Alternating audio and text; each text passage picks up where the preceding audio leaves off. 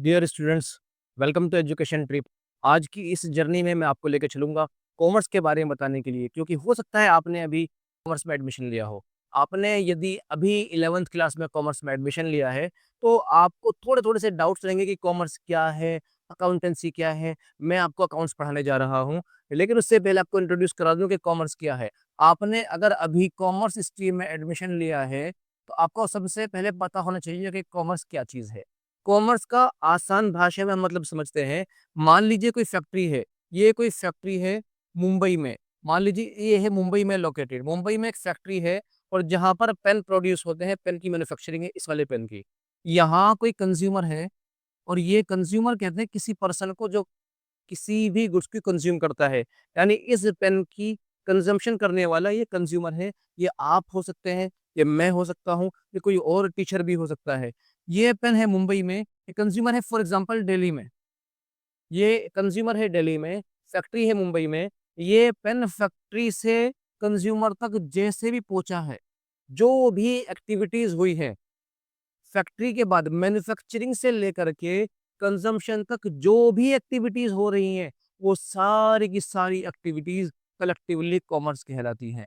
यानी मैन्युफैक्चरिंग के बाद से लेकर के कंजम्पशन तक जो भी एक्टिविटीज होनी है, वो सारी की सारी एक्टिविटीज कॉमर्स कहलाती है। यानी कॉमर्स एक ऐसा ब्रिज है जो मैन्युफैक्चरिंग से लेकर के कंजम्पशन तक का जितना भी काम है, वो सारा का सारा इसी के अंदर इंक्लूड है। यानी ये एक ब्रिज है जो इस गैप को फिल करता है। कौन से गैप को?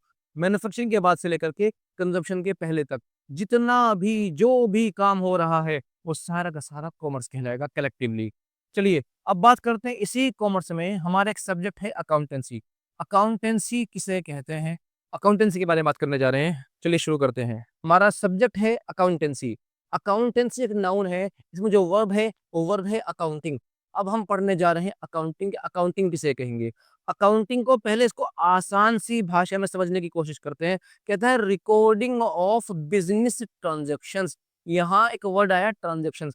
पहले ट्रांजैक्शंस को समझते हैं, रिकॉर्डिंग की बात बाद में करेंगे। ट्रांजैक्शंस कहते हैं बिजनेस में होने वाले लेन देन। फॉर एग्जाम्पल, मैंने आपसे कुछ परचेज करा, आपने मुझे कुछ सेल करा, या मैंने आपको कुछ सेल करा, आपने मुझसे कुछ परचेज करा। नहीं समझ में आया? दूसरा एग्जाम्पल देखिए। आप दुकान पे गए, आपने उनसे कुछ सामान खरीदा। आप अब खुद को बिज़नेस मान लीजिए, आपका कोई बिज़नेस है, आपने आपका कोई डिपार्टमेंटल स्टोर है, आपने चीनी बेची, आपने आटा बेचा, आपने साबुन बेचा, आपने चावल बेचा, आपने दाल बेची, आपने घी बेचा, आपने कुछ भी बेचा, आपने कहीं से परचेज़ करा, आपने कंज़्यूमर से पैसे लिए, आपने कस्टमर से पैसे लिया, आपने इलेक्ट्रिसिटी का बिल जमा कराया, जो भी लेना-देना चल रहा है बिज़नेस में, उन लेने-देने को ही हम बोलते हैं बिज़नेस ट्रांज़ैक्शंस। तो हम क्या बोलेंगे बेटे? ट्रांज़ैक्शंस बोलेंगे।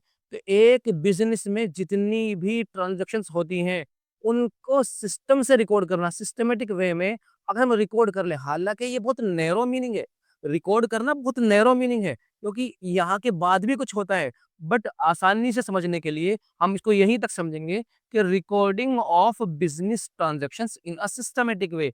एक बिज़नेस में जितनी भी ट्रांज़ैक्शंस हो रही हैं, आप उनको लिख के रख लीजिए। आपने उनको पेपर पे लिख लिया है, तो उसी को हम क्या बोलते हैं? उसी को हम बोलते हैं अकाउंटिंग। यानी अकाउंटिंग का मतलब हुआ recording of business transactions in a systematic way. Recording of recording of business transactions in a systematic way. एक सिस्टम से अगर आप रिकॉर्ड कर रहे हैं, तो उसी को आप क्या बोलेंगे? उसी को आप अकाउंटिंग बोलेंगे। ये तो हुई एक आसान सी बात। अब चलते हैं इसकी डेफिनेशन की तरफ। डेफिनेशन का मतलब एग्जैक्ट मीनिंग क्या है इसका, किसी ने डिफाइन किया है इसको, तो उसकी डेफिनेशन के बारे में बात करते हैं। Accounting is an art. Accounting एक कला है। अकाउंटिंग क्या है? कला है, एक आर्ट है। जिस तरह से ड्राइंग एक आर्ट है, जिस तरह से हम बात करें कोई कंप्यूटर चलाना एक आर्ट है, ड्राइव करना एक आर्ट है, वैसी अकाउंटिंग क्या एक आर्ट है। हर किसी के बस की नहीं है अकाउंटिंग करना। इसको पहले सीखना पड़ेगा, तभी आप अकाउंटिंग कर सकते हैं। Accounting is an art. Accounting एक कला है। किस चीज़ की कला है? ऑफ रिकॉर्डिंग, रिकॉर्ड करने की। Accounting is an art of recording, record करने की कला है। क्लासिफाइंग, वो क्लासिफाई करना। क्लासिफाई मतलब अलग अलग कर देना, एक जैसी चीजों को अलग कर देना, दूसरी चीजों को अलग कर देना। जैसे फॉर एग्जांपल हम बात करें, स्कूल के अंदर 11th क्लास के बच्चे अलग रूम में बैठे हुए हैं, 12th क्लास के बच्चे अलग रूम के अंदर बैठे हुए हैं, कॉमर्स वाले अलग रूम के अंदर है, साइंस वाले अलग रूम के अंदर है, हमने क्लासिफाई कर दिया। वैसे ही यहाँ पर भी क्या है? Accounting is an art of recording, record करना है उसके बाद क्लासिफाइंग, क्लासिफाई करना है एंड समराइजिंग, और समराइज भी करना है, यानी उनको आसान बना करके भी पेश करना है इन अ सिग्निफिकेंट मैनर। और ये सारा सब कुछ कैसा होना है? सिग्निफिकेंट मैनर में, यानी अपनी मर्जी से आपको कुछ नहीं करना है। And in terms of money, और कैसे करना है? मनी की फॉर्म में। आपको ऐसे नहीं लिखना कि जी 5000 बोरी सामान आ गया, 5 किलो आटा चला गया। उसको क्वांटिटी में नहीं, बल्कि किस तरह लिखना है? मनी फॉर्म में। 500 रुपए का आटा, 5000 रुपए का सामान, 1 लाख रुपए का सामान, आपको मनी फॉर्म में ही वो ट्रांजेक्शन को रिकॉर्ड करना है। Transactions which are in part at least of financial character, हम उन्हीं ट्रांजैक्शंस को रिकॉर्ड करेंगे जिनका कैरेक्टर फाइनेंशियल होगा, यानी फाइनेंशियल कैरेक्टर की ट्रांजैक्शन को ही हम रिकॉर्ड करेंगे। And interpreting the result thereof, और उसके बाद उस रिजल्ट को इंटरप्रेट करना, उसको शो करना, उसको दिखाना, ये वाला सारा का सारा काम अकाउंटिंग कहलाता है। हमने मीनिंग में समझा था सिर्फ रिकॉर्ड करना, आसान भाषा में समझने के लिए, लेकिन एक्चुअल में अकाउंटिंग का मतलब क्या होता है? रिकॉर्ड करना भी होता है, क्लासिफाई करना भी होता है, समराइज करना भी होता है। किनको? उन ट्रांजैक्शंस को जो हम मनी फॉर्म में इनको रिकॉर्ड कर सकते हैं, उन ट्रांजैक्शंस को जो फाइनेंशियल कैरेक्टर की होती हैं। इसके बाद जो भी रिजल्ट आएगा उसको इंटरप्रेट भी करना है। इंटरप्रेट करने का मतलब होता है शो करना, दिखाना। ये सारा काम अकाउंटिंग कहलाता है। डेफिनेशन को देखोगे तो हो सकता है आपको डर लगे, आपको घबराहट हो जाए, इतने सारे काम क्या है ये? घबराने की ज़रूरत नहीं है। ये सिर्फ़ डेफ़िनेशन है, बुकिश लैंग्वेज है, आपको उस पे ध्यान नहीं देना। क्यों? क्योंकि एक-एक वर्ड पे एक-एक चैप्टर होगा, रिकॉर्डिंग पर 1 चैप्टर होगा, क्लासिफ़िकेशन पे एक अलग चैप्टर होगा, समराइज़िंग पे एक अलग चैप्टर होगा। ये सारे अलग-अलग नाम पर अलग-अलग चैप्टर्स हैं, तो बहुत मुश्किल काम हो जाएगा अगर आज ही समझने की कोशिश करेंगे। आज उसको रटना पड़ेगा, समझना आपको सिर्फ़ इसको पड़ेगा। कि हमें रिकॉर्ड करना है वही अकाउंटिंग है। बस रिकॉर्ड करना वही अकाउंटिंग है। कोई आपसे पूछे क्यों रिकॉर्ड करना है? भाई इसलिए रिकॉर्ड करना है, हमारी मेमोरी इतनी शार्प नहीं है कि सारी की सारी ट्रांज़ैक्शंस हमें याद रहें। और अगर याद रह भी गई, हो सकता है मैं मर जाऊँ, तो मेरी सारे दिमाग में जितनी भी ट्रांज़ैक्शंस की मैंने अपने स्टोर किया हुआ था, वो भी मेरे साथ चली जाएँगी।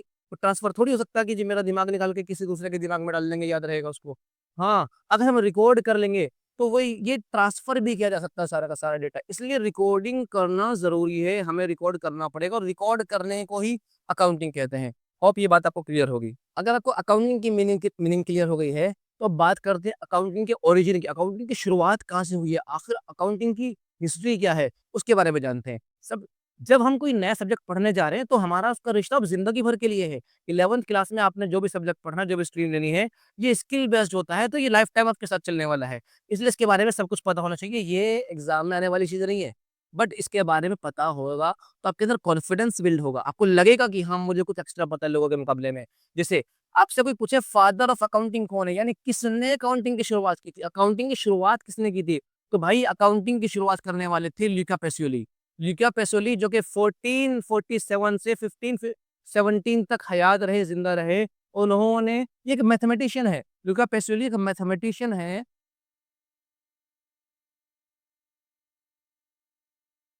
इन्होंने अकाउंटिंग की शुरुआत की थी। कब की थी? इन्होंने अकाउंटिंग की शुरुआत की थी, अपनी एक बुक इन्होंने पब्लिश की थी 1494 में। इस बुक के साथ ही ये माना जाता है कि अकाउंटिंग की शुरुआत हुई थी। ऐसा नहीं है कि इससे पहले अकाउंटिंग नहीं होती थी, इससे पहले भी अकाउंटिंग होती रही होगी, ऐसे एविडेंस मिलते हैं। बट इनकी बुक ने अकाउंटिंग को एक नई दिशा दी थी, और यहीं से शुरुआत हुई थी double entry book keeping system की। आप कहोगे ये क्या लिख दिया मैंने? कि जिनको पता है उनको तो ठीक है, जिनको नहीं पता वो कुछ दिनों के बाद समझ जाएँगे। Double entry book keeping system की शुरुआत यहीं से हुई थी, इनकी बुक की पब्लिशिंग के बाद 1494 में, 1494 ईस्वी में। ये ल्यूका पेसोली कहाँ के हैं? ये ल्यूका पेसोली जो थे, ये थे इटली के, और इटली में भी एक सिटी है वेनिस, वेनिस के रहने वाले थे ये ल्यूका पेसोली। इसीलिए जब अकाउंटिंग की बात करेंगे तो वहाँ पर कुछ वर्ड्स जो आएँगे वो इटालियन वर्ड्स देखने को मिलेंगे हमें। चलिए जी, ये था हमारा ओरिजिन ऑफ अकाउंटिंग, ये थी हमारी अकाउंटिंग की हिस्ट्री। आपसे कोई पूछे अकाउंटिंग की शुरुआत किसने की थी? ल्यूका पैसिओली ने। आपसे कोई पूछे कहाँ पर की थी? इटली में। कब की थी? 1494 में। आपको कैसे पता हुई थी? उनकी बुक के ज़रिए। उन्होंने एक बुक पब्लिश की थी, सुमा डे अर्थमेटिका के नाम से। इस बुक से पता चलता है हमें कि उन्होंने 1494 में अकाउंटिंग की शुरुआत कर दी थी। ओरिजिन के बाद हम जानते हैं कि अकाउंटिंग की ब्रांचेस क्या-क्या है, यानी अकाउंटिंग कहाँ-कहाँ फैली हुई है, अकाउंटिंग के टाइप्स क्या है, ब्रांचेस की बात कर लें या टाइप्स की बात कर लें। अकाउंटिंग की जो ब्रांचेस हैं वो मेनली 3 ब्रांचेस हैं, 3 टाइप्स की अकाउंटिंग होती है। पहली है फाइनेंशियल अकाउंटिंग आप 11th और 12th क्लास में पढ़ेंगे। 11th और 12th क्लास में आप फाइनेंशियल अकाउंटिंग पढ़ने जा रहे हैं। कॉस्ट अकाउंटिंग और मैनेजमेंट अकाउंटिंग आप ग्रेजुएशन में पढ़ेंगे। इनके बारे में बहुत ज़्यादा हम ध्यान नहीं देंगे, बस थोड़ा-थोड़ा सा इंट्रोडक्शन मैं आपको बताने वाला हूँ। फाइनेंशियल अकाउंटिंग बात करती है पास्ट में जो ट्रांज़ैक्शंस हो चुकी हैं, उनको फाइनेंशियल फॉर्म में रिकॉर्ड करने को। यानी जो ट्रांज़ैक्शन हो चुकी, उस ट्रांज़ैक्शन के रिकॉर्ड करने को फाइनेंशियल अकाउंटिंग कहते हैं। बात करते हैं कॉस्ट अकाउंटिंग की। कॉस्ट अकाउंटिंग कहती है फ्यूचर में हम कुछ करने जा रहे हैं, हमें कुछ करना है, फ्यूचर में हमें कोई काम करना है, उसके लिए पहले से बजट बनाना, उसके लिए पहले से तैयारी करना, वो कहलाता है हमारा कॉस्ट अकाउंटिंग। यानी अगर हम कोई काम करेंगे तो उसकी कॉस्ट कितनी आएगी, कितनी लागत आएगी, हमें घर बनाना है, घर बनाने में कितनी लागत आने वाली है, हमें कोई फर्नीचर परचेज़ करना है, कितनी लागत आने वाली है, हमें एसी इंस्टॉल कराना है, उसमें कितनी लागत आने वाली है। ये डिपेंड करता है, ये सारा का सारा काम होता है कॉस्ट अकाउंटिंग में। इसके बाद बात करते हैं मैनेजमेंट अकाउंटिंग की। मैनेजमेंट अकाउंटिंग ऐसी अकाउंटिंग जो डेटा प्रोवाइड करता है मैनेजमेंट को ताकि बिज़नेस स्मूथली चल सके। तो ये सारा का सारा ये मैनेजमेंट अकाउंटिंग और कॉस्ट अकाउंटिंग ये हमें पढ़ना है आफ्टर 12th ग्रेजुएशन में जाएँगे, पोस्ट ग्रेजुएशन में जाएँगे, आप कोई प्रोफेशनल कोर्स जैसे चार्टर्ड अकाउंटेंसी करने जा रहे हैं, वहाँ पर आप ये पढ़ेंगे। लेकिन 11th और 12th क्लास में आपको पूरे डेडिकेशन के साथ सिर्फ़ और सिर्फ़ फाइनेंशियल अकाउंटिंग ही पढ़नी है। ये थी हमारी ब्रांचेज़ ऑफ अकाउंटिंग। हो सकता है आपके दिमाग में सवाल आ रहा हो, सर अकाउंटिंग करनी क्यों है? क्यों करें हम अकाउंटिंग? ये नहीं बोलना कि सर ज़बरदस्ती हमारा सिलेबस है पढ़ना पड़ेगा। पढ़ने की बात नहीं कर रहे हम करने की बात कर रहे हैं। अकाउंटिंग क्यों करें? अकाउंटिंग क्यों करने के लिए उसके ऑब्जेक्टिव्स क्या है? उससे पता चल जाएगा हमें अकाउंटिंग क्यों करनी है। अकाउंटिंग करने के लिए पहली वजह है असर्टेन करना, पता लगाना, जाँचना, जानना यानी हम अपने साल में एक पर्टिकुलर ड्यूरेशन में बिज़नेस में कितना प्रॉफ़िट हुआ, कितना लॉस हुआ, ये पता लगाने के लिए ही हम अकाउंटिंग करते हैं। आप कहोगे सर ये लिखने की क्या ज़रूरत है? डायरेक्ट पता चल जाता। मैंने बिज़नेस शुरू करा 1 लाख रुपए लगाए, मैंने बिज़नेस बंद करा 2 लाख रुपए हो गए, पता चल गया 1 लाख रुपए का प्रॉफ़िट हुआ। ऐसे नहीं होता। बेटा बीच में बहुत सारी चीज़ें होती हैं जिनसे आपको पता नहीं चल पाएगा कि एक्चुअल प्रॉफ़िट कैसे कितना हुआ। तो एक्चुअल प्रॉफ़िट कैलकुलेट करने के लिए हमें अकाउंटिंग करने की ज़रूरत है। एक्चुअल प्रॉफ़िट या लॉस पता लगाने के लिए हमें अकाउंटिंग करनी है। दूसरी वजह है डिटरमाइन फाइनेंशियल पोज़ीशन अपने बिज़नेस की फाइनेंशियल पोज़ीशन। हमारा बिज़नेस अच्छा है, बुरा है, पहले से तरक्की कर रहा है या नहीं कर रहा है। इन सब बातों का फाइनेंशियल पोज़ीशन का मतलब होता है कि मेरी माली हालत कैसी है, मेरी फाइनेंशियल कंडीशन कैसी है, ये पता लगाने के लिए हमें अकाउंटिंग से पता चलेगा। अकाउंटिंग हम क्योंकि रिकॉर्ड करते हैं हर चीज़ को, तो रिकॉर्डिंग से पता चल जाएगा कितना हमारे पास माल बचा हुआ है, कितनी हमारी देनदारियाँ हैं, यानी हमारी लायबिलिटीज़ कितनी है। मैं वर्ड अभी यूज़ नहीं करूँगा देनदार लायबिलिटीज़ और एसेट्स वगैरह। मैं सिंपल सी भाषा में इस्तेमाल कर रहा हूँ कि हमारे पास माल कितना है, हमें दूसरों को कितना पैसा देना पड़ेगा, ये सब पता लगाने के लिए क्या करते हैं, हम अकाउंटिंग करते हैं। इसके बाद है फैसिलिटेट इन्फॉर्म्ड डिसीज़न मेकिंग। अगर अकाउंटिंग का डेटा हमें मिल जाएगा, तो हमारा डिसीज़न लेना आसान होगा। बिज़नेस में डिसीज़न लेना है, माल कितना खरीदना है, माल कितने रुपए का बेचना है, माल की क्वांटिटी कितनी बची हुई है, कस्टमर से कितने पैसे लेने हैं, कितना काम करना है, अभी मैं मैनेजर को कितनी सैलरी दे देनी चाहिए। जितने भी डिसीज़न्स हमें लेने हैं, वो सारे के सारे डिसीज़न कहाँ से होंगे? अकाउंटिंग के रिकॉर्ड से, क्योंकि अकाउंटिंग हमें प्रोवाइड कराएगा वो डेटा, जिसकी बुनियाद पर ये भी बिज़नेस का मैनेजमेंट होगा, बिज़नेस को चलाया जाएगा। तो ये सारा का सारा डेटा हमें कहाँ से मिलेगा? अकाउंटिंग से। अकाउंटिंग होगी, तभी हम ये सारे काम कर पाएँगे। इसके बाद अकाउंटिंग क्या है? Maintain systematic record. जब हम अकाउंटिंग करते हैं तो हम एक-एक चीज़ को बड़े सिस्टम से रिकॉर्ड करते हैं। माल किस दिन आया, कहाँ से आया, कितने रुपए का आया, कितना गया, कितना बेचा, कितने रुपए का बेचा, कम पे बेचा या ज़्यादा पे बेचा, प्रॉफ़िट हुआ या लॉस हुआ। एक-एक चीज़ बड़े सिस्टम से रिकॉर्ड की जाती है। जब सिस्टम से रिकॉर्ड की जाती है, तो बिज़नेस का तो फ़ायदा है ना, बिज़नेस के ओनर का फ़ायदा है। इसीलिए हम अकाउंटिंग करते हैं ताकि सारी चीज़ें सिस्टम से रिकॉर्ड हो जाएँ। इसके बाद बात करते हैं असर्टेन टैक्स लायबिलिटी। जब आप अकाउंटिंग करोगे, एक्चुअल प्रॉफ़िट का या लॉस का पता चल जाएगा, तो गवर्नमेंट आपसे कहेगी चलिए टैक्स जमा कराइए। मान लीजिए आपका प्रॉफ़िट हो गया 1 करोड़ रुपए का। आपने सरकार से कहा सरकार हमें तो प्रॉफ़िट हुआ ही नहीं। तो सरकार आपके अकाउंट्स चेक करेगी। वहाँ पर सब कुछ सिस्टम से लिखा हुआ है। सिस्टम को देखने के बाद फिर सरकार कहेगी नहीं जी, आपने तो 1 करोड़ रुपए कमा रखे हैं, आप उसके हिसाब से टैक्स जमा कराइए। यानी टैक्स लायबिलिटी की जो आप बात कर रहे हैं, वो कहाँ से तय की जाएगी? टैक्स की लायबिलिटी यानी टैक्स की आपकी ज़िम्मेदारी कितनी है, वो तय की जाएगी आपकी अकाउंटिंग के ज़रिए। यानी अकाउंटिंग से ही पता लगता है हमें कि हमारी टैक्स की लायबिलिटी कितनी है, हमें टैक्स कितना जमा कराना है, सरकार को कितना पैसा देना पड़ेगा। इसके अलावा भी 1-2 पॉइंट और हो सकते थे, जैसे for example transfer of knowledge, transfer of data आपने रिकॉर्ड कर रखा है। रिकॉर्ड करने के बाद वो एक बुक में लिख लिया आपने, एक नोटबुक में, एक रजिस्टर में, कहीं पर भी आपने लिख लिया, जो लिखने की चीज़ है। हालाँकि बुक ऑफ अकाउंट्स अलग होती है, लेकिन मैं आसान भाषा में इस्तेमाल कर रहा हूँ नोटबुक। आपने लिख लिया है, लिखने के बाद यदि मैंने लिखा और मेरा इंतकाल हो गया, मैं इस दुनिया में नहीं रहा, तो मेरी जगह कोई और आएगा तो वो इस सारी चीज़ को देखकर पहचान लेगा। अगर हमने ये रिकॉर्ड नहीं करा होता तो मैं गया, मेरे साथ ये डेटा भी गया। फिर हमारे पास कोई रिकॉर्ड नहीं है, हमें कुछ पता ही नहीं है कहाँ से पैसा लेना है और कहाँ पैसा देना है। लेकिन यहाँ पर क्या होता है, डेटा ट्रांसफ़र हो जाता है सारा का सारा, क्योंकि हमारे पास रिकॉर्ड किया हुआ है सारी की सारी चीज़ों को। अब बात करते हैं कि अकाउंटिंग के फंक्शंस क्या-क्या है, अकाउंटिंग के काम क्या-क्या हैं, अकाउंटिंग में हमें करना एक्चुअली क्या-क्या है। ये सारी की सारी चीज़ मैं आपको डिफाइन जो डेफिनिशन की हमने पढ़ी थी, उस डेफिनिशन में ऑलरेडी बता चुका हूँ, लेकिन यहाँ फंक्शंस के नाम से पढ़ेंगे तो एक-एक वर्ड को अलग पढ़ेंगे। वहाँ डेफिनिशन थी, यहाँ पर फंक्शंस हैं। वही सारी चीज़ें, सबसे पहला काम रिकॉर्ड करेंगे। अकाउंटिंग का सबसे पहला काम क्या होता है? आप ट्रांज़ैक्शंस को रिकॉर्ड करेंगे। कुछ जगहों पर इन फंक्शंस को अलग-अलग स्टेप्स में दिखाया गया है कि जैसे पहले आइडेंटिफ़ाई करना। मैं आसान चीज़ के लिए आसान-आसान सी बातें बता रहा हूँ, फालतू की चीज़ आपको नहीं बता रहा। हम आइडेंटिफ़ाई कर लिया, सब कुछ हो गया हमारा। हम सबसे पहले नंबर पे रिकॉर्ड करेंगे। फर्स्ट नंबर पे हमने रिकॉर्ड करना शुरू करा, ट्रांज़ैक्शन को रिकॉर्ड करेंगे। उसके बाद उसी ट्रांज़ैक्शन को हम फिर क्लासिफ़ाई करेंगे। मैंने आपको बता दिया था कि क्लासिफ़ाई का मतलब होता है अलग-अलग जगहों पर अलग-अलग चीज़ों को रख देना। तो हमने छाँट-छाँट करके एक जैसी चीज़ों को एक साथ, दूसरी चीज़ों को दूसरे साथ, अलग जगहों पर कर दिया, क्लासिफ़ाई करेंगे। उसके बाद नंबर 3 पे हम समराइज़ करेंगे। समराइज़ करने का मतलब होता है उसको समरी बना कर के पेश करेंगे।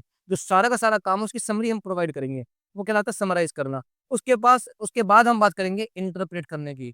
इंटरप्रेट करने का मतलब होता है शो करना, दिखाना, दर्शाना, बताना। तो इस सारा का सारा काम अकाउंटिंग की डेफ़िनेशन से हम पढ़ चुके हैं और यही हमारी सारी की सारी जो अकाउंटिंग के फंक्शन्स है उसकी स्टेप्स हैं वो यही रहेंगी।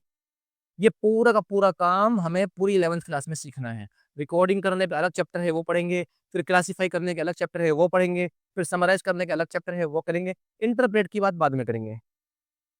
अब सवाल आता है सर जी अकाउंटिंग किसे कहते हैं ये हमें समझ में आ गया। अकाउंटिंग क्यों करनी है ये भी हमें समझ में आ गया। अकाउंटिंग की ब्रांचेज़ क्या-क्या हैं ये भी समझ में आ गया। अकाउंटिंग के फंक्शंस क्या-क्या हैं ये भी हमें समझ में आ गया। तो फिर सर अकाउंटिंग की जो इन्फॉर्मेशन है उसके यूज़र्स कौन है? कौन फ़ायदा उठाएगा अकाउंटिंग का? हमने अकाउंटिंग करी, इसका बेनिफिट किसको मिलने वाला है? इसके यूज़र्स कौन-कौन हैं?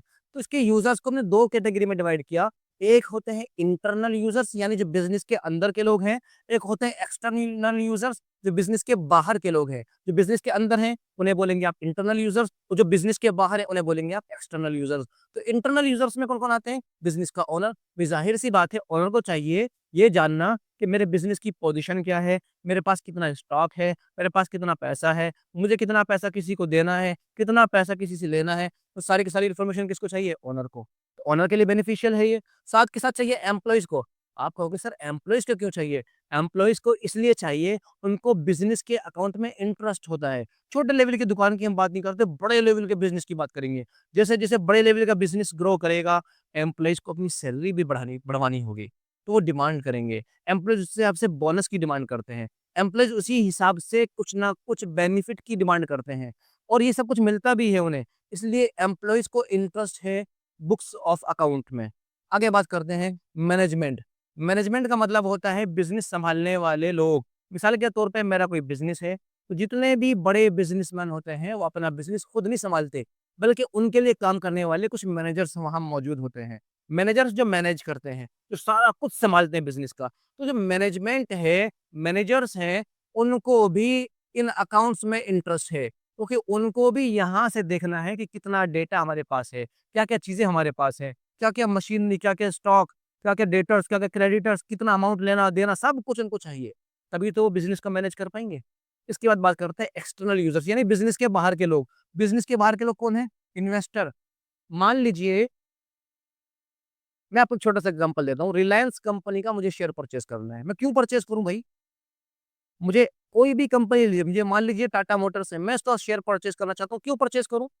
मैं तब परचेज़ करूँगा अगर वो कंपनी में प्रॉफ़िट होने वाला होगा, मेरे शेयर की वैल्यू बढ़ सकती है तो। अगर मुझे लगता है फ्यूचर में वहाँ पर मेरी हेल्थ मेरा फाइनेंशियल हेल्थ ग्रो करेगी, तो ही मैं वहाँ अमाउंट इन्वेस्ट करूँगा। तो इन्वेस्टर्स हमेशा उसी बिज़नेस में पैसा इन्वेस्ट करते हैं, जहाँ उनका पैसा ग्रो कर जाए, उनको बेनिफिट मिले।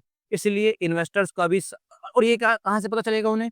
ये सब कुछ पता चलेगा उन्हें अकाउंट से। बुक जो अकाउंट्स है, जो अकाउंटिंग इन्फॉर्मेशन है, उसी से पता चलेगा कि बिज़नेस अच्छा है या नहीं, फ्यूचर में प्रॉफ़िट हो सकता है या नहीं, पिछली पिछला पैटर्न कैसा है प्रॉफ़िट का, अगर पहले भी प्रॉफ़िट हो रहा था, सेम रेट से बढ़ रहा है, आगे बढ़ने के चांसेस हैं, तो इन्वेस्ट करेंगे, अदरवाइज़ नहीं करेंगे। उसके बाद है क्रेडिटर्स। क्रेडिटर्स कौन होते हैं? क्रेडिटर्स कुछ लोग होते हैं, जो बिज़नेस को उधार माल बेचते हैं। मान लीजिए हम एक बिज़नेस है, आप भी बिज़नेसमैन हैं, आपकी कोई दुकान है, आपने किसी से कोई सामान उधार खरीदा। मान लीजिए आप सभी का डिपार्टमेंटल स्टोर है, आपने मुझसे उधार सामान खरीदा है बेचने के लिए, तो मैं आपके लिए क्रेडिटर हूँ। मैं आपके लिए क्रेडिटर हूँ क्योंकि आप मुझे पैसा देंगे। तो क्रेडिटर्स कोई आदमी आपको उधार माल क्यों देगा? आप मेरे पास आए कि सर उधार सामान दे दीजिए, मैं क्यों दूँ आपको? हो सकता है आप मेरा पैसा लेकर के भाग जाएँ, मेरा माल लें और भाग जाएँ, पता ही ना चला आप कौन है, कहाँ से आए, कहाँ गए। मैं तभी आपको उधार माल लूँगा जब मैं देख लूँगा कि हाँ, आप मेरा पैसा लौटाने की पोज़ीशन में हो या नहीं हो। उधार माल तभी दिया जाता है जब फ़ाइनेंशियल कंडीशन का पता चल जाए और फ़ाइनेंशियल कंडीशन पता चलती है अकाउंट से। अब ये मत कह देना बच्चे कि सर पड़ोसी तो दे देते हैं सही।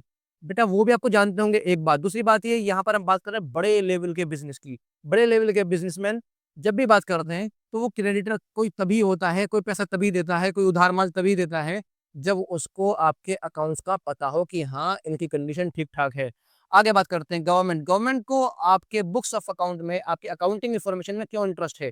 थोड़ी देर पहले पढ़ा था हमने, आपकी टैक्स लायबिलिटी डिसाइड करने के लिए। वो बताएगी कि आपका टैक्स कितना बनता है। इसीलिए गवर्नमेंट को आपके अकाउंट्स में इंटरेस्ट है। आगे बात करते हैं पब्लिक। पब्लिक को भी आपके बुक्स ऑफ अकाउंट्स में इंटरेस्ट है। बात आती है कि पब्लिक को क्यों इंटरेस्ट है सर? पब्लिक को क्या करना है हमारे अकाउंट्स में? हाँ जी, तो कई सारे रीज़न हैं। पहली बात, अब बिज़नेस की एक लायबिलिटी, एक रिस्पॉन्सिबिलिटी ये भी है कि वो सोशल वेलफेयर के लिए काम करे। सोशल वेलफेयर के लिए काम तब करेगी, जब पब्लिक उनसे बात करेगी, उसको लगेगा पब्लिक को किसी चीज़ की ज़रूरत है, कोई बड़े बिज़नेस को अगर ज़रूरत है। आप अगर देखेंगे तो बहुत सारी बड़ी-बड़ी कंपनीज़ ऐसी है कि उन्होंने सोशल वेलफेयर की अपनी कुछ विंग्स बनाई हुई हैं। जैसे महिंद्रा ने बनाई हुई है टेक महिंद्रा। टेक महिंद्रा एक ठीक है, बिज़नेस ऑर्गेनाइज़ेशन का ही पार्ट है, जो काम करता है सोशल वेलफेयर के लिए भी। ऐसे हर कंपनी के कुछ ना कुछ सोशल वेलफेयर वाली ऑर्गेनाइजेशंस हैं, जो काम करती हैं पब्लिक की ज़रूरत के हिसाब से। दूसरी तरफ क्या है, पब्लिक को इंटरेस्ट होता है, पब्लिक मतलब रिसर्चर्स को ज़रूरत होती है पता लगाने की, कौन इस वक़्त इंडिया में टॉप का रिचेस्ट पर्सन है। Who is the richest person of India, who is the richest person of Asia, who is the richest person of world. ये सारी की सारी चीज़ें रिसर्चर्स को कहाँ मिलती हैं? यही अकाउंटिंग इन्फॉर्मेशन के ज़रिए मिलती है। तो ये सारे के सारे एक्सटर्नल यूज़र्स हैं, आपके बुक्स ऑफ अकाउंट्स के, आपके अकाउंटिंग इन्फॉर्मेशन के। इसी इन्फॉर्मेशन की बुनियाद पर ये इन सारी रिपोर्ट्स को पब्लिश करते हैं, ये इन सारी रिपोर्ट्स को पब्लिश करते हैं, मैनेज करते हैं। प्यारे बच्चों, अब चलते हैं, हम बात करते हैं अकाउंटिंग के एडवांटेजेस क्या है, अकाउंटिंग के फ़ायदे क्या है, अकाउंटिंग के फ़ायदे क्या, मेरिट्स क्या है अकाउंटिंग के, प्रोज़ क्या है अकाउंट्स के। क्या फ़ायदा काउंटिंग करने का? तो अब मुझे पता है कि आप मुझसे आगे-आगे इसकी जवाब दे सकते हैं। भाई अकाउंटिंग करेंगे तो पहली बात सिस्टमैटिक रिकॉर्ड होगा, अकाउंटिंग करेंगे तो प्रॉफ़िट या लॉस की कैलकुलेशन कर सकते हैं, अकाउंटिंग करेंगे तो मैनेजमेंट को असिस्ट कर सकते हैं, मैनेजमेंट की हेल्प कर सकते हैं, अकाउंटिंग करेंगे तो टैक्स लायबिलिटी कैलकुलेट कर सकते हैं, अकाउंटिंग करेंगे तो डेटा ट्रांसफ़र कर सकते हैं, आसानी से काम हो जाएगा। ये सारी की सारी चीज़ें तो एडवांटेजेस हैं, बस आपको लैंग्वेज बदल देनी है। सिस्टमैटिक रिकॉर्ड करेंगे, कंपैरेटिव स्टडी कैसे करेंगे? पिछले साल मुझे कितना प्रॉफ़िट हुआ था, इस साल कितना प्रॉफ़िट हुआ, ये प्रॉफ़िट बढ़ा है कि घटा है, ये सारी की सारी चीज़ें हम कैसे कैलकुलेट कर सकते हैं? कंपेयर करके। कंपेयर क्या करना है? अकाउंट्स को कंपेयर करना है। बात क्लियर है? आपको बात बिल्कुल क्लियर होगी। आगे बात करते हैं, एड्स टू डिसीज़न मेकिंग। ये हेल्प करता है किसमें? डिसीज़न मेकिंग में। आपको कोई डिसीज़न लेना है तो उसमें कौन मदद करेगा आपकी? अकाउंटिंग मदद करेगा। अकाउंटिंग ही आपको बताएगा कि जी आप ठीक कर रहे हैं या नहीं कर रहे हैं। उसके बाद सर्विस लीगल एविडेंस मतलब आपको टैक्स पे करना है, आपको टैक्स पे करने के लिए कोई एविडेंस की ज़रूरत होगी, आपने कितनी इनकम हुई, कितना प्रॉफ़िट अर्न करा, तो वो सारी की सारी चीज़ें में काम कौन आएगा? अकाउंटिंग काम आएगी। उसके बाद इन्फॉर्मेशन ट्रांसफ़र, मैं आपको बता चुका हूँ। आप नहीं हैं या सॉरी मैं नहीं हूँ, आपको तो बुरा लगेगा अपने बारे में सुनने में। मैं अपने बारे में बताता हूँ कि मैं नहीं हूँ, मेरे पास सारा डेटा मेरे दिमाग में था, मैं गया, डेटा गया। अगर मैंने इसी डेटा को रिकॉर्ड करके रखा हुआ है, तो ये ट्रांसफ़र हो सकता है। अब बात करते हैं अकाउंट्स की कुछ लिमिटेशंस भी हैं कि हाँ, अकाउंट्स की भी कुछ लिमिटेशन है। अकाउंटिंग की जो लिमिटेशंस हैं या उसके डिसएडवांटेजेस हैं या उसमें कुछ कमियाँ हैं, क्या कमियाँ हैं, उन पे डिस्कशन कर लेते हैं। चलिए, पहली cheese based on historical cost यानी जो काम हो चुका, उसको में रिकॉर्ड करने का क्या फ़ायदा? यानी एक छोटी-सी बात समझिएगा, मान लीजिए मैंने मशीनरी परचेज़ करी ₹1,00,000 की, हम उसको लिख रहे हैं ₹1,00,000 की मशीन परचेज़ कर ली भई, क्या फ़ायदा? फ्यूचर के लिए करो ना, तो फ्यूचर में बेनिफिट दे सके। जो हो चुका, उसका क्या फ़ायदा? तो कहीं न कहीं ये एक नज़रिए से देखा जाए, दूसरे नज़रिए से देखेंगे तो ठीक है ये, रिकॉर्ड कर रहे हैं हमारे पास पता है हमें। और एक अलग नज़रिए से देखें, यार जो हो चुका उसको रिकॉर्ड करने से क्या फ़ायदा? अब तो पैसे चले गए, अब क्या फ़ायदा रिकॉर्ड करने का? तो उस हिसाब से ये हिस्टोरिकल कॉस्ट को रिकॉर्ड करने के लिए है, इसलिए इसकी कमी है। दूसरी बात करते हैं इग्नोर क्वालिटेटिव एस्पेक्ट ये क्वालिटेटिव एस्पेक्ट्स को इग्नोर कर दिए। मान लीजिए आपका डिपार्टमेंटल स्टोर है, आपको मालूम है चावल कई तरह का आता है। मैं चावल का एग्ज़ाम्पल ले रहा हूँ आसानी के लिए। चावल हो सकता है ₹20 किलो भी आता हो सकता है चावल ₹40-50 किलो भी आता हो सकता है चावल ₹100 किलो भी आता हो सकता है चावल ₹200 किलो भी आता हो। तो ये चावल की कुछ वैराइटीज़ हैं। जब आप अकाउंटिंग करोगे तो आप वहाँ पर कहीं पर भी ये नहीं लिखते कि अच्छा वाला चावल आया, बेकार वाला चावल आया, घटिया वाला चावल आया, बहुत अच्छा वाला चावल आया, सस्ता वाला चावल बेच दिया। सस्ता वाला तो चलेगा, बेकार क्वालिटी वाला चावल बेच दिया, बहुत अच्छी क्वालिटी वाला बेच दिया, ऐसा कहीं पर हम रिकॉर्ड नहीं करते। यानी हम कहीं पर भी क्वालिटी वाले एस्पेक्ट को रिकॉर्ड ही नहीं करते। हम सिर्फ़ मॉनेटरी फॉर्म्स में रिकॉर्ड करते हैं कि इतने रुपए का माल आया, इतने रुपए का माल गया। हम सिर्फ़ मॉनेटरी फॉर्म में रिकॉर्ड करते हैं, यानी क्वालिटी को हम इग्नोर कर देते हैं। तो ये अकाउंटिंग की एक छोटी-सी कमी है। इसके बाद बात करते हैं इन्फ्लुएंस्ड बाय पर्सनल बायस्ड चलिए जी, अकाउंटिंग में होता क्या है, कुछ जजमेंट्स लोगों के अलग-अलग हो सकते हैं। जैसे किसी चीज़ को कोई चीज़ आपको पसंद है, मुझे पसंद नहीं है, कोई चीज़ मुझे पसंद है, वो आपको पसंद नहीं है। तो यहाँ पर कुछ कभी-कभी होता क्या है, कुछ चीज़ों में चॉइस होती है इंसान को अपने हिसाब से सोचने की। जैसे अकाउंटिंग मेथड को सोचने की, जैसे डेप्रिसिएशन के मेथड को सोचने की। ये क्या कुछ वर्ड्स बोल रहा हूँ शायद आपको समझ में नहीं आ रहे होंगे कि अकाउंटिंग के मेथड क्या है, डेप्रिसिएशन क्या बोल दिया मैंने ये थोड़े दिनों के बाद आपको समझ में आएँगे। फिलहाल समझ लीजिएगा कि यहाँ पर को कुछ चीज़ों की वजह से इंसान बायस्ड हो जाता है, तो ये उसकी कमी है। आगे बात करते हैं, नॉट फ्री फ्रॉम एरर्स इसमें हम सोच रहे हैं कि गलती नहीं हो सकती, ऐसा नहीं है। गलती हो सकती है, एरर्स आ सकते हैं और एरर का आना ही अकाउंटिंग की कमी है। क्यों आते हैं? बाद में बात करेंगे। कैसे सुधारा जाता है? बाद में बात करेंगे। हर चीज़ पर एक चैप्टर है पूरे 11th क्लास में। फिलहाल एक छोटी-सी बात की एक छोटी-सी कमी ये है कि इसमें गलतियाँ भी हो सकती हैं। ये अकाउंटिंग की एक कमी है। होप इतनी बात आपको क्लियर होगी। तो प्यारे बच्चों, ये थी आज की हमारी अकाउंट्स की वीडियो। ये था आज का हमारा एक छोटा-सा ट्रिप जिसमें मैं आपको एजुकेशन में लेकर गया था कहाँ? कॉमर्स में और आपको लेकर गया था मैं कहाँ? अकाउंटिंग में। अकाउंटिंग के बारे में थोड़ा-सा इंट्रोडक्शन आपको दिया। अगर आपको ये इंट्रोडक्शन अच्छा लगा, ये वीडियो अच्छी लगी और मैं आपसे प्रॉमिस करता हूँ कि इस साल 11th क्लास का पूरा अकाउंट्स का सिलेबस आपको इसी प्लेटफ़ॉर्म पर मिलने वाला है। डेली की वीडियो आपको अपलोड होगी ही मिलेगी। हो सकता है डेली ना मिल कर के अल्टरनेटिव डेज़ में मिल जाए। लेकिन topic to topic, question to question videos आपको सारी की सारी इसी प्लेटफ़ॉर्म पर मिलेंगी। अगर आपको ये वीडियो पसंद आई है, अगर आपने 11th क्लास में एडमिशन लिया है, अगर आपके किसी नॉन ने 11th क्लास में एडमिशन लिया कॉमर्स स्ट्रीम में, आप उनके साथ ये वीडियो शेयर कीजिएगा। आप चैनल को सब्सक्राइब कीजिएगा, वीडियो को लाइक कीजिएगा और एजुकेशन ट्रिप लर्निंग बियॉन्ड्स लिमिट इस चैनल को ज़रूर सब्सक्राइब कीजिएगा अपने दोस्तों के साथ। मिलते हैं आपसे अगली वीडियो में, अगले टॉपिक के साथ और इसी जोश के साथ। तब तक के लिए अलविदा। आप अपनी बुक, अपनी कॉपी, अपना सारा का सारा मटेरियल हमेशा अपने साथ रखिएगा। ऑल द वेरी बेस्ट बच्चों।